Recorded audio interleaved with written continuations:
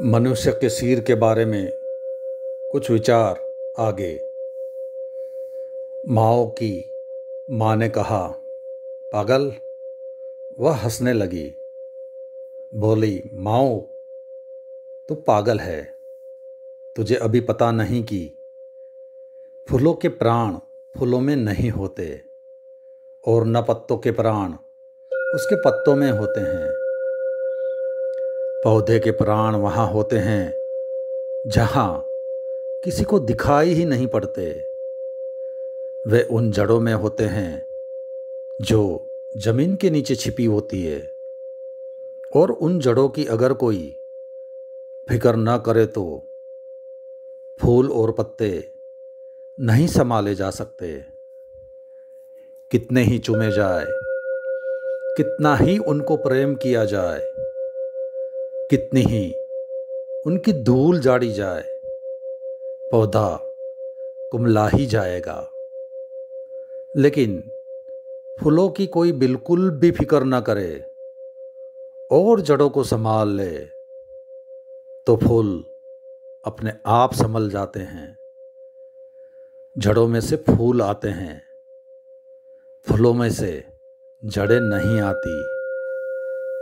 लेकिन अगर किसी आदमी से पूछे कि मनुष्य के शरीर में सर्वाधिक महत्वपूर्ण हिस्सा क्या है, तो अनजाने ही उसका हाथ सिर की तरफ उठेगा और वह कहेगा कि सिर सबसे ज़्यादा महत्वपूर्ण है। यह अगर स्त्री हो सकता है उसका हाथ हृदय की तरफ उठ जाए और वह कहे, हृदय सबसे ज़्यादा महत्वपूर्ण है। मनुष्य के शरीर में हृदय भी सर्वाधिक महत्वपूर्ण नहीं है और मस्तिष्क भी सर्वाधिक महत्वपूर्ण नहीं है। पुरुषों ने सारा बल मस्तिष्क पर दिया है और स्त्रियों ने सारा बल हृदय पर दिया है, और दोनों से मिला हुआ समाज रोज नष्ट होता चला गया है, क्योंकि ये दोनों ही बिंदु शरीर में महत्वपूर्ण बिंदु नहीं है। ये दोनों ही बहुत बाद के विकास है। मनुष्य की जड़ें इनमें नहीं है, और मनुष्य की जड़ों से मेरा क्या मतलब है। जैसे पौधों की जड़ें होती हैं पृथ्वी में, उन्हीं जड़ों से वह जीवन और सारे रस खींचता है, उसी से जीवित होता है।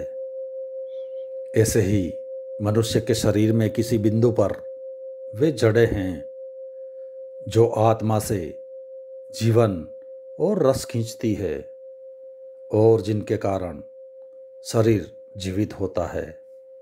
जिस दिन वे जड़ें शिथिल हो जाती है तो समझिए कि शरीर समाप्त हो जाता है। बस आज इतना ही, बाकी अगले अध्याय में